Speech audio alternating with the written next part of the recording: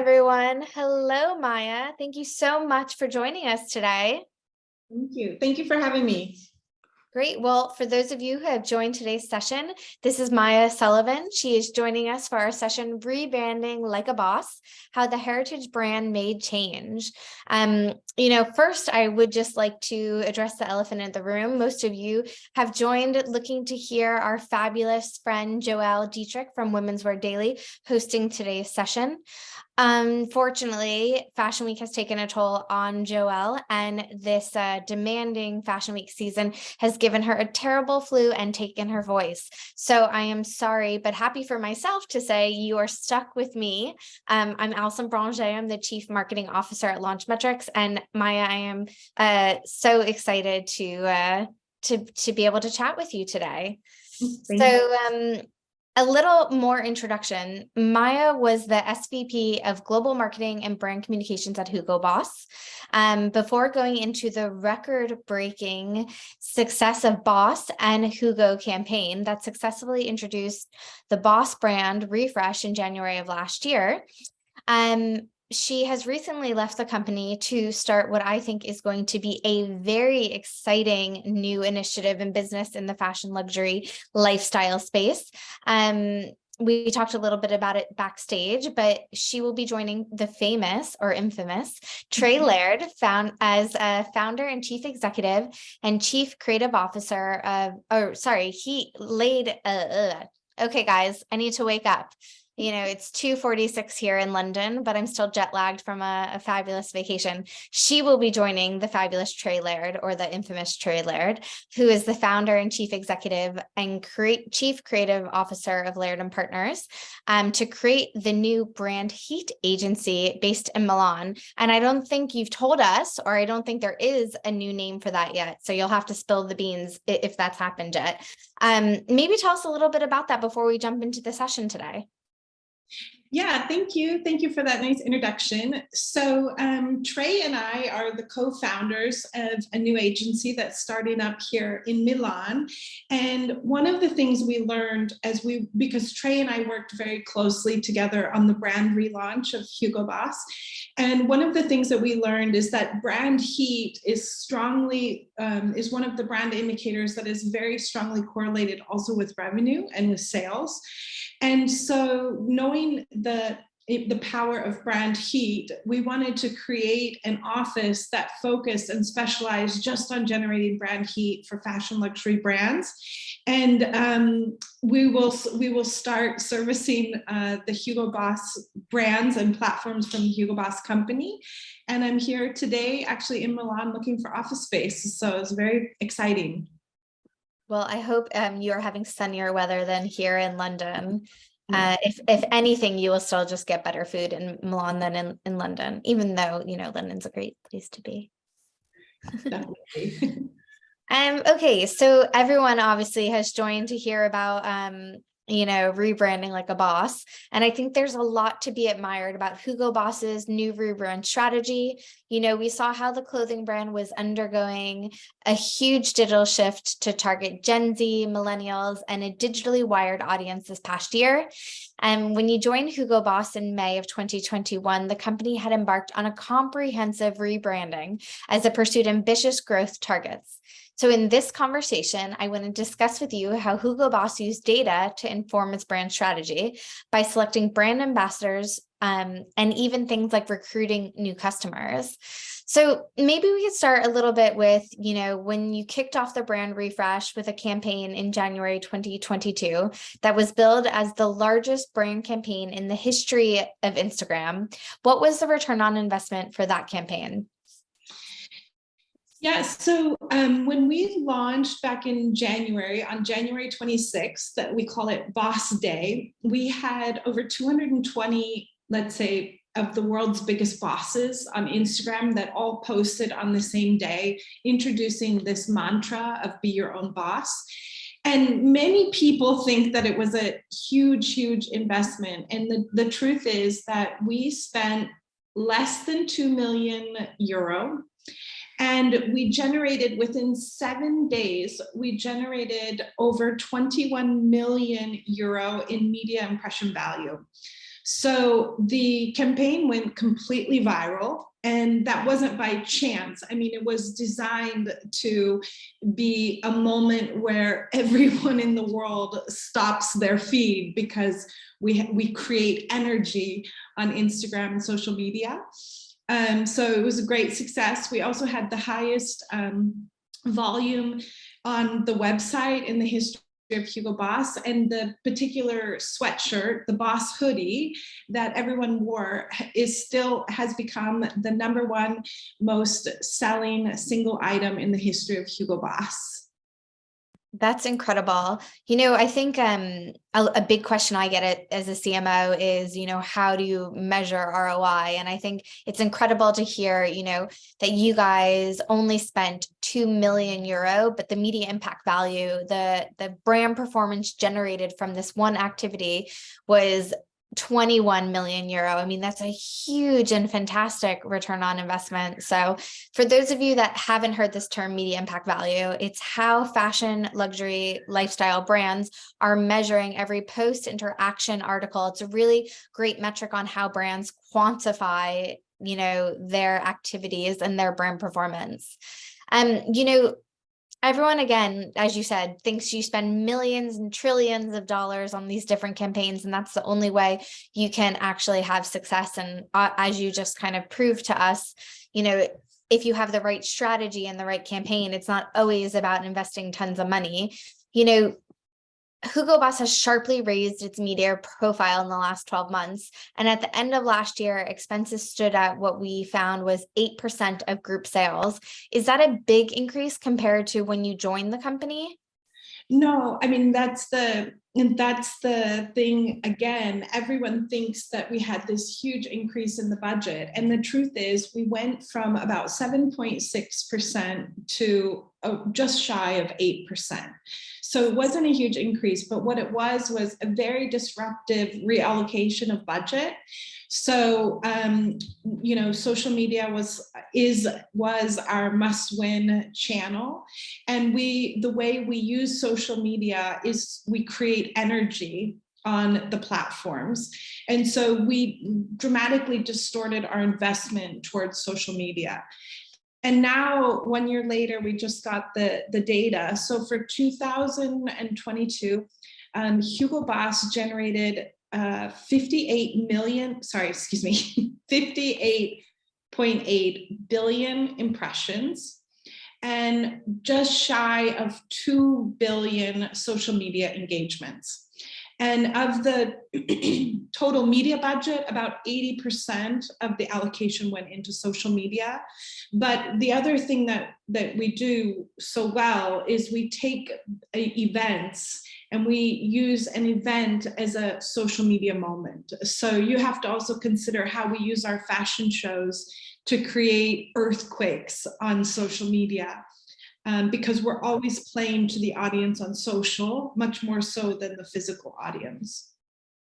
I think that's so smart. One kind of funny point I always have to remind marketers when I'm asked to come in and consult and when I'm speaking to our different brand clients is that we live in a multi-platform world now, and you can reach customers with a message that was intended for a US audience in Europe or in Asia. And so you have to think globally. You have to think too that we're all connected through these different channels, and you can no longer say, well, this is for print or this is for online or this is for social, because everything is going to end up everywhere anyway. So you might as well think about how you can speak directly to your customer, and social media is such a great platform to do that. So I think I had heard too, you were saying about the amount of impressions you were able to generate and the success. How much of, that marketing spend, that marketing budget, would you say you guys were dedicating to social media? Let's say of the media budget, it's 80%. That's incredible. I mean, that's very forward thinking. Absolutely. And it also had such an impact for the brand and the marketplace, because before that, Hugo Boss had been quite a big investor in print. So, and the reason why we love social media, aside from being where the consumer is and where people spend time, is this notion that you can create energy on social media. It's something that you can't do in the other platforms. It's really a living, breathing thing, and things start to connect and people respond. Even the campaign that we launched last week, we launched this year's campaign on Wednesday, and we see immediately consumers playing back how they receive the message. We see what's going viral, and we're able to react and push incremental messages out there in reaction to consumers that keeps this energy going. I'm going to start to use that instead of saying I want to create momentum. I want to create energy. Yes, I think exactly. it's powerful. Another topic that comes up a lot, and it'd be interesting to hear you speak about, is just this kind of debate among marketers of the traditional route working with big celebrities, and then comparing, what a celebrity could drive with these kind of social media stars. So, Hugo Boss had named Chris Hemsworth a global ambassador in 2021, but since then the brand has also signed a myriad of new faces, including these social media stars like Kabi Lamy or Bella Porch.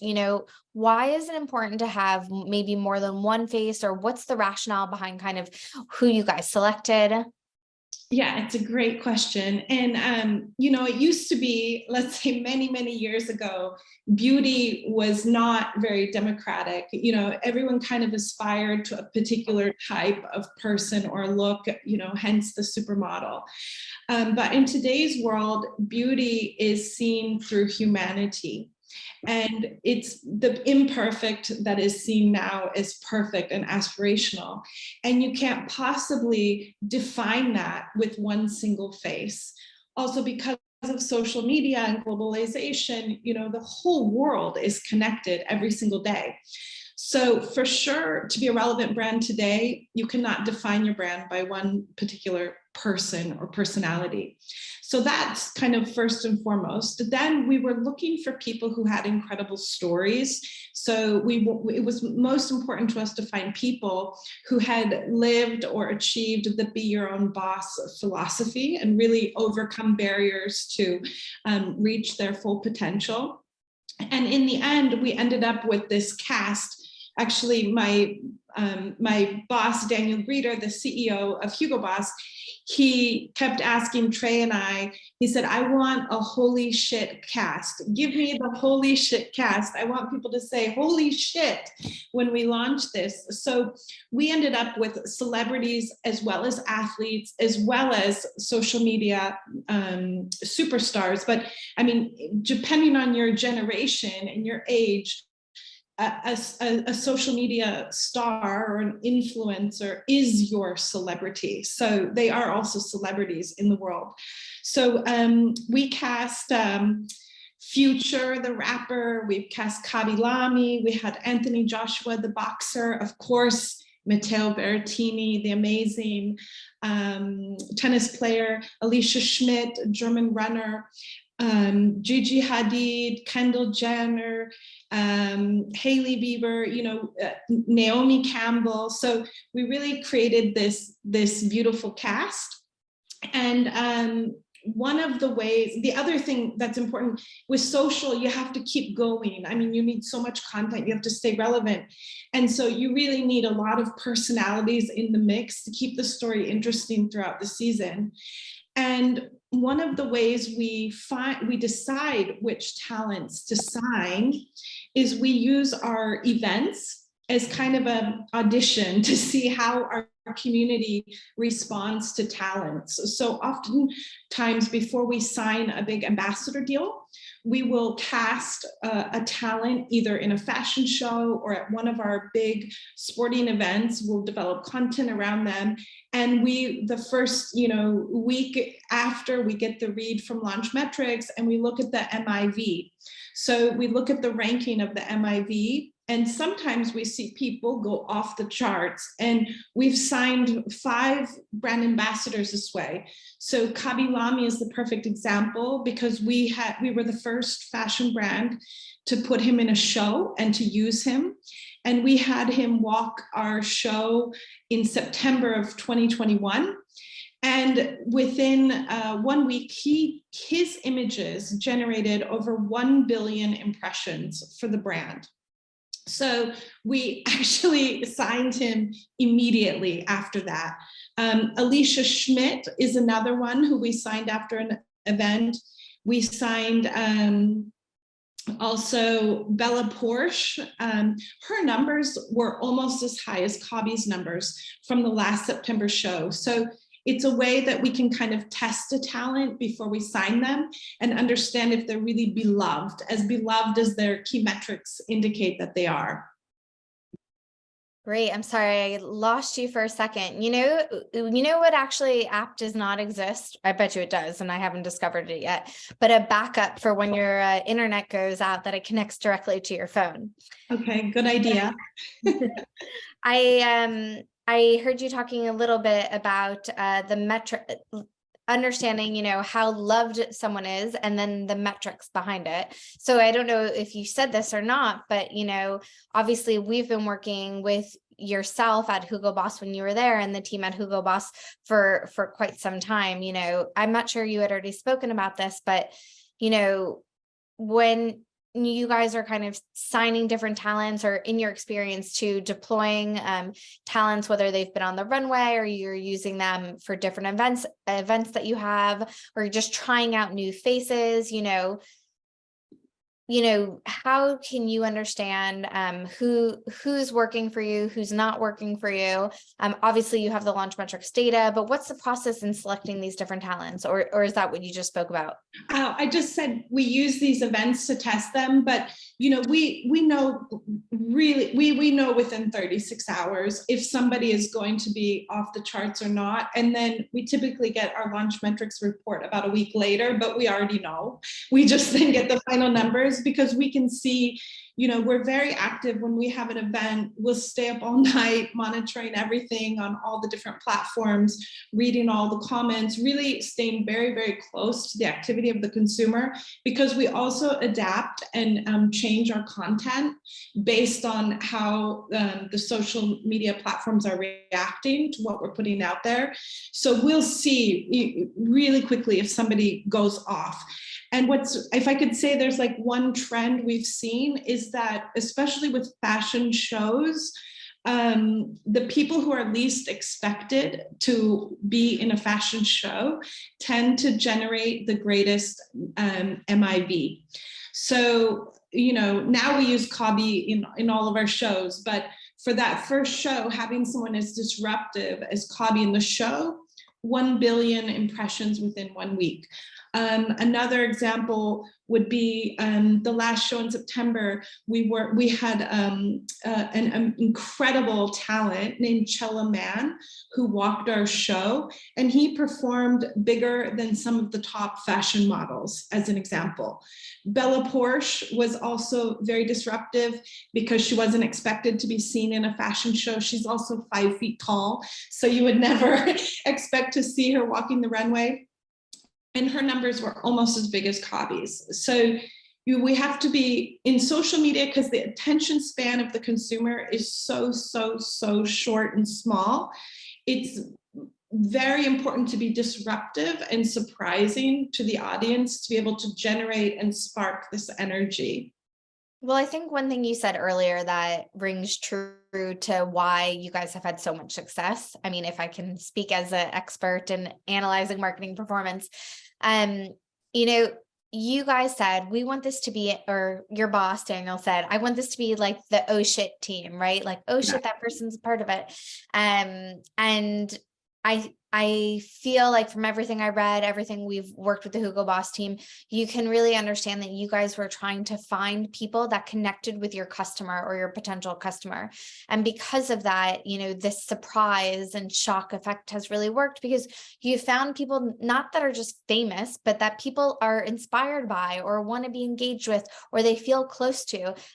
And that's why it works, and as you said, you guys know quite quickly when something's working and when something's not. And the power of social media, which you said you've invested 80% of your budget in, is really kind of the most honest channel, let's call it, when it comes to understanding, what your consumers want. And, to that point, how do you guys source these talents? I know TikTok has been a really big focal point of what you guys have been working on. Why TikTok, and how do you find these talents? So, I mean, we have Instagram as a must-win channel, TikTok is a must-win channel, YouTube is a must-win channel, and then of course we have WeChat and Weibo, Line. Depending on the country, we have additional channels that we really focus on. But we stay very, very close with the influencer community. So also because we do these events so often in the calendar, we have a lot of personal contact with the talents, because we'll be together with them for a week in Scotland or wherever. The other thing I would say is that we're just completely obsessed with the data. So I mean, I myself personally, probably every other day, I check the top 100 rankings of Instagram, the top 50 rankings of TikTok. So we're always scouting and looking for that next talent. And everybody that we work with in the industry, whether it's at CAA or WME or influencer agency, they all know that we are going to be a brand who will swipe up the next up and comer. And why TikTok? Why Instagram? Well, when we started, we said Instagram was for millennials, TikTok was for Gen Z. And these are two audiences that we're working to grow and have successfully grown in the last year. But we've seen in the last 12 months, obviously, big shift to TikTok, also for the millennial audience. So TikTok is also where you find millennials now. And we have to go where consumers spend their time. And it's really interesting when you look at the top rankings. So if you look at the top rankings of Instagram, the top 50, with the exception of maybe 4, let's say 3 soccer players and 1 cricket player, the rest are celebrities. If you look at the top rankings of TikTok, there's only, last I checked, I think there's only 1 celebrity in the top 50 ranking, Will Smith. So, and the TikTok fandom, somebody can rise to become a TikTok star very, very, very quickly. So Bella Porsche, for example, she downloaded TikTok on her phone in January 2020. Now she's number 3 in the world. Kabi happened within a matter of months. He came through the ranking. So as marketers, especially, we thought things move fast with Instagram. Well, things move super fast with TikTok. So it's so, so, so important to be obsessed with the numbers, be obsessed with the data, and look at how quickly someone is rising rather than just who's at the top. I think that's smart. We've obviously done a lot of research and a lot of partnerships with TikTok to help our brands understand their algorithm, how it works. And just as, I don't know, an interested consumer, I personally think the TikTok algorithm is quite interesting. Yeah. It's the democratization of social media, right? Anybody can be, let's say, a star or a celebrity. And I think that's really refreshing, because I do think in today's day and age, people want to be connected and hear new voices. And so the fact that, as you said, anybody from this week to next week could be the rising star on TikTok means that you never know what's around the corner. And you as a marketer, it makes it more exciting, more challenging, maybe, that you do need to kind of keep your finger on the pulse and not just say, I mean, that was actually the problem with social media when it launched. People said, oh, we have to work with this influencer because they're so big and famous. And really the social community eventually just, protested that because they were sick of seeing the same faces everywhere. Yeah. And I mean, the truth is, aside from the Kardashians, there aren't any influencers in the top 50. You have Kabi Lame, and you have the Kardashians in the top 50 on Instagram. The rest are celebrity. In TikTok, it's really, has been completely democratized by, you and I, maybe we could become top 50. I don't know, maybe not me, but, and when you talk to people who are in the top 50 on TikTok and ask them how it happened, most of them, it happened within the last 18 months. And they just posted a video and woke up one morning and it had millions and millions of views. And then they chased that, so it's really an incredible platform in terms of being able to have, unknowns rise to the top. Yeah. I know I mentioned to you, I had just come back from maternity leave. The project on my first maternity leave that never happened was I was going to convince my husband that he should become like the dog whisperer, kind of like Caesar, the dog person, I can't remember his name. And he would call himself like Frenchie and Fido's because he's French. And then I was going to make him a TikTok sensation with my dog, but that didn't happen. And unfortunately it didn't happen on this time. Apparently on maternity leave, you take care of your kids. You can't like become an Instagram or TikTok star. So in my next life, that's what I'm going to do. And I'm hoping one day I wake up and we're billionaires because of this Frenchie Fido property. Amazing. I guess I will actually just call you so your heat agency can absolutely build this brand heat that he's going to need. Sounds good. To come back to a little bit more serious of a point, you talked a little bit earlier about diversity and how that was kind of key in selecting the people that you guys worked with for this campaign. I'm just curious, did you guys have any backlash when it came to who you selected and how it was building this diverse campaign, or what was the response that you got? I mean, for us also, the creative director at Hugo Boss, Marco Falcioni, and myself, diversity and inclusivity is just common sense. Like, it's just part of our DNA. So oftentimes when we're building a cast together, it's not even a topic of conversation. It just happens very organically because we gravitate towards people with incredible stories. And, there tend to be a lot more interesting people when you go outside, let's say, when you dig further into society and the world. And we only receive positive feedback from our diversity and inclusion efforts. In fact, in the last campaign, we hadn't even, when we had the fashion show in September, we had a very diverse and inclusive cast. And it's because these are the people that we have been cultivating and building relationships with for the brand. So it was kind of already the Boss family that we had walking down that runway. And it hadn't even occurred to us to do a cut, like a diversity cut for Instagram or TikTok, until we saw it go viral. Somebody else did a video about the diversity in the Boss show, and it went completely viral on TikTok. And then we said, oh, let's celebrate it too on our own channels. So it's just kind of inherently in our DNA. As far as like challenges we've had with that, I mean, I think that probably we learn as we go, and we have to be, super conscientious of everyone's needs. And a good example, because we had a woman attend the show in a wheelchair, and she was going to be front row, and we hadn't discussed or thought to make the bleachers wheelchair accessible, and it wasn't intentional. It was just didn't occur to us, and then we realized this mistake we made.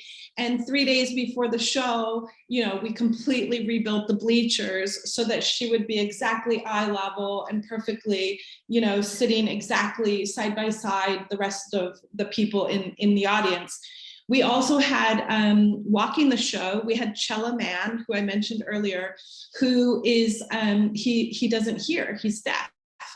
And we had very, of course, we got him a sign language person to help him for the rehearsals and everything. On the actual runway show, he walked to the rhythm. He felt the rhythm of the music, and that's how he managed through. But we didn't know that there are different there's a different sign language in Italy than there is in America. And he had come from America, and we brought the Italian. It's a different language, it's a different sign language. So then we had to go back and get somebody in from America to help. But I think that there is so much room and so much importance in companies for having diversity and inclusivity advocates, or teams or departments or people in the company, because they can also help to support in these situations, to make sure that you're considering all of the various needs of the audience members, of the people participating, of your customers as well.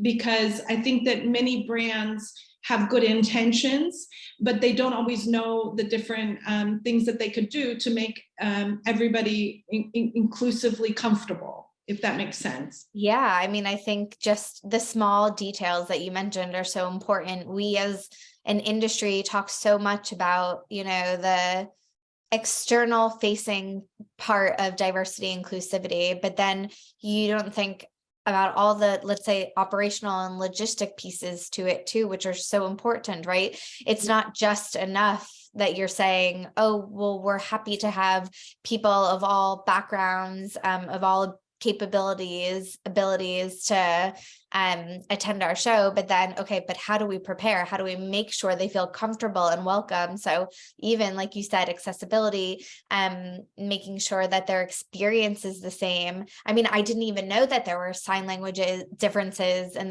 I mean, it makes sense, right? When you speak, it's not the same. So right? It makes sense, but you can miss it. You can miss these things if you're not living in it every day. So it's important that brands carry their inclusivity through to, every last detail, because that's also helping, to evolve the brands, the customer experience, and reinforcing the authenticity when you stand behind inclusivity.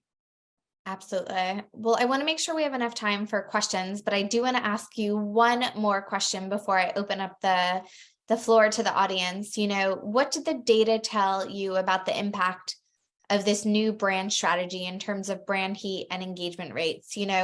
There was all this momentum, all this energy behind it, all this money, because in the end, you told me actually it wasn't a lot, but obviously I'm sure in some ways it was significant comparable to the budget. What was the outcome? How did everyone feel at the end of the day?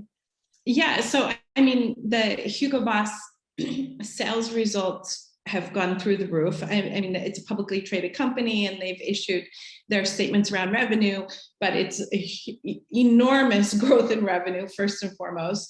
But when we look at brand heat, we look specifically at brand heat is defined by the total increase in followers across all of your social media platforms, the engagement rate across all of your media platforms, and then Google or Baidu search queries online. So your reach, how interested are people in your brand, and are they actually searching to pre-shop or make a purchase? And in the case of Boss, our engagement rate in last year was up 100%. In the case of Hugo, which is the second brand at Hugo Boss, it was up 500%. The platforms grew by more than 20% in terms of follower growth. And then you see the revenue was up double digits. I don't think I can say the actual number, but it's publicly traded, but it was a huge increase in revenue.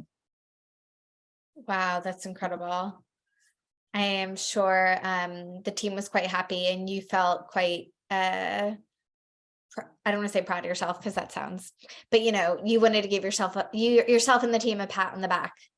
Yeah, the team is amazing and everybody worked really, really hard. We say it's like, becoming a top 100 brand is very much like climbing Mount Everest. It's kind of a once in a lifetime journey for only the strongest and most passionate to be able to achieve.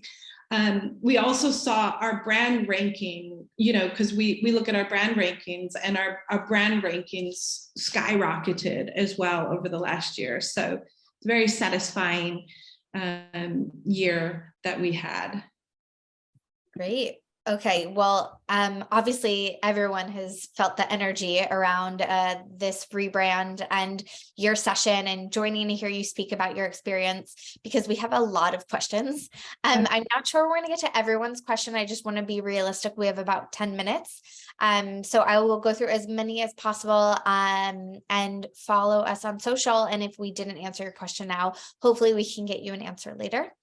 So the first question: the last few years, Boss has been producing and or sponsoring several events featuring lots of talents and inundating every social media channel. Which was the most successful in your opinion?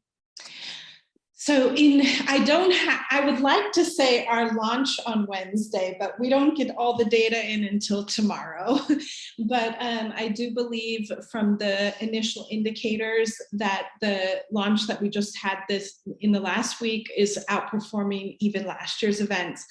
But I think the biggest moment was January 26th last year, when we came out with the Be Your Own Boss campaign and the hoodie launch, all of that at once, because the brand had been so quiet in the past. It was just like a complete shock to the system. So that's probably number one. And then in the case of Hugo, it would be Coachella. So we did this huge activation around Coachella last year with the Hugo House, involving a lot of influencers, social first, and that was the most successful moment in the history of the Hugo brand. Great. I think everyone was happy to be back at Coachella last year after it's being put on hold from COVID, and it was just nice to get out there, hear some good music, meet some people, and see all the fabulous brand activations as always. Okay, our next question, and forgive me if I say your name wrong because I am just terrible with names, but Miss Aziz from Huda Beauty. Speaking of all these different metrics you measure, are there any specific tools that you use to do this, or any that you'd recommend? Yeah, I mean, we use Launchmetrics religiously because we use it for every single one of our big events, and we use it throughout the year because it gives us such an indication on MIV, media impact value, which is something that we use also to communicate return on investment to the financial team or to the CEO. And we also use it for scouting talent. So it's something we use quite a bit. We also work with Interbrand in the tracking of becoming a top 100 brand. That's something that is more like a deep dive on a quarterly basis. And we are religious with the numbers. So we're always looking at all of the data coming back from the platforms with an obsession, I would say. Great. You spoke a little bit just now about picking talent. This next question from the audience is, how do you define or pick talents for Hugo and for Boss distinctively? Yeah, so with Hugo, the brand is rooted in the territory of music. So it's really great whenever we can find a talent that is linked into music. And Hugo is much younger. So we're going after Gen Z, even the younger end of Gen Z. So we look for talents that are most appealing to Gen Z. And these are actually the most difficult talents to find because Gen Z is the least celebrity-driven generation. So you really have to dig through TikTok to find people who influence Gen Z. And Bella Porsche has been signed to Hugo, the Hugo brand, as she's a real Gen Z influencer. In the case of Boss, we are looking for people who are most influential to the millennials. And we look for people who genuinely have a story about being your own boss. So we look for the stories. And last but not least, we're obsessed with the numbers. So we're always looking for people with big numbers, specifically on Instagram and then secondarily on TikTok. Okay, that was a lot of criteria, but I guess it's good to know exactly what you want. As generations are evolving, brands have to be aligned with the needs and lifestyles of their new targets. How do you stay up to date with the latest trends? I mean, the best way for me personally to stay close to consumers is I read every single comment in every single platform. It's the first thing I do when I wake up in the morning.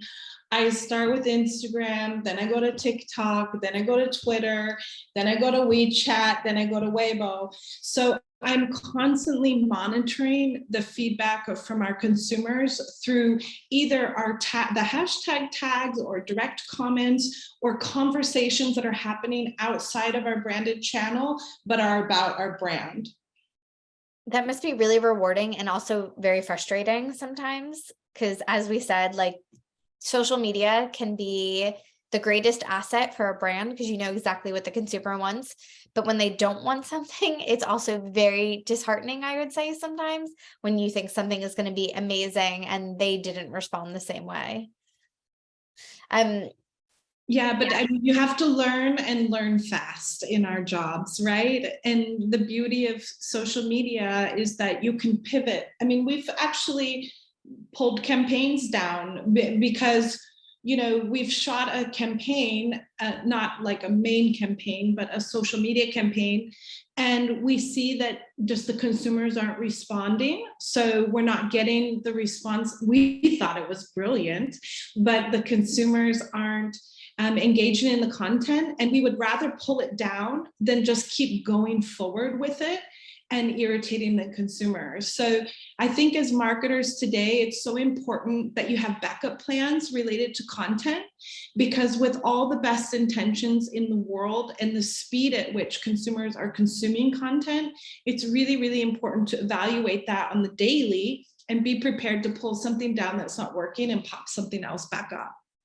I mean, I think that is like such a good insight for the audience today too, that people used to love like all these apps where you could schedule social media, but social media is real time. And it really shows how you need a dedicated resource that wants to, like you, even if you're not the social media coordinator, but really a team that's going to follow everything that your audience is saying. Because if you want to drive that engagement, if you want to drive media impact value, you have to really respond to what they're interested in. And you have to respond. You can't just post and keep going on with your own storyline when they're having a separate conversation. So I think that's really good insight that you've prepared. So we have another question from Marina Munoz. How do you get to be disruptive without compromising your brand identity?